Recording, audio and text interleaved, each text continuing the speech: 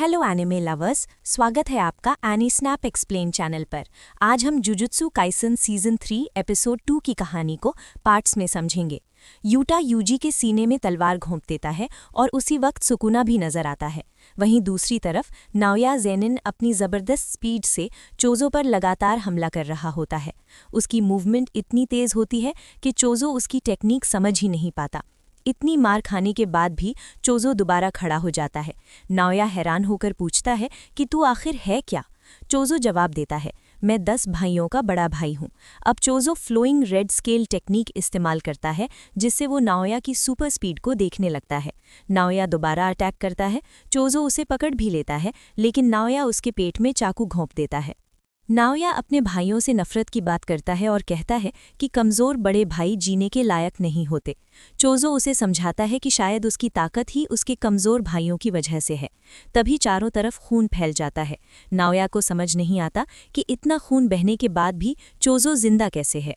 असल में चोज़ो कोई आम इंसान नहीं, बल्कि एक डेथ पेंटिंग वूम है, यानी कर्स और इंसान का हाइब्रिड।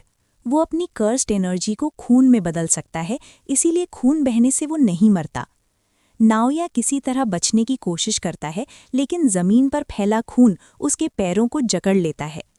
चोज़ो उस पर पियर्सिंग ब्लड और फिर सुपरनोवा टेक्निक से हमला करता है। नाओया के पास 24 FPS टेक्निक होती है, लेकिन फिर भी वो बुरी तरह फंस जाता है। चोज़ो अब उसे मारने ही वाला होता है, तभी पीछे से यूता आता है और एक मुक्के में चोज़ो को बेहोश कर देता है। यूता अपने साथ यूजी की बॉडी भी लाया होता है। नाओया को उल्टियां आने लगती हैं, क्योंकि चोज़ो का खून उसके लिए जहर जैसा काम करता है।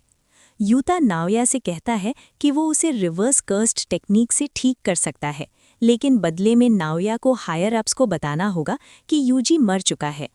इसके बाद यूजी को एक सपना आता है, जिसमें वो अपने बचपन, पिता जिन और माँ काओरी को देखता है, जिसके माथे पर वही निशान है जो नकली गेटों का है।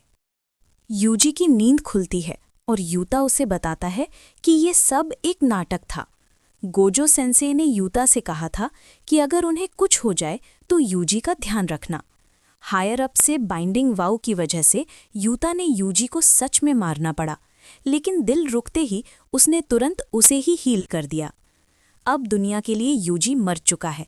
मेगुमी वहां आता है और यूजी को जुजुत्सु हाई वापस चलने को कहता है। यूजी शिबुया कांड की वजह से खुद को दोषी मानता है, लेकिन मेगुमी उसे हार न मानने के लिए समझाता है। फिर सामने आता है सबसे बड़ा खतरा, कलिंग गेम, एक ऐसा खेल जहां जुजुत्सु सॉर्सरर्स एक दूसरे को मार सकते हैं। मेगुमी की बहन सुमिकी को भी जबरदस्ती इस गेम में डाल दिया गया है। अब रूल्स सामने आते हैं। 19 दिनों में एंट्री जरूरी, रूल तोड़ने पर सीधी मौत, मारने पर पॉइंट्स मिलेंगे। आखिर में सब लोग मास्टर टेनगन से मिलने जाते हैं। नोबारा का नाम आते ही मेगुमी चुप हो जाता है और यूजी सब समझ जाता है। तभी टेनगन की आवाज़ आती है, जेनिन का खून, डेथ पेंटिंग और सुकुना का वेसल, और यहीं पर एपिसोड खत्म हो जाता है।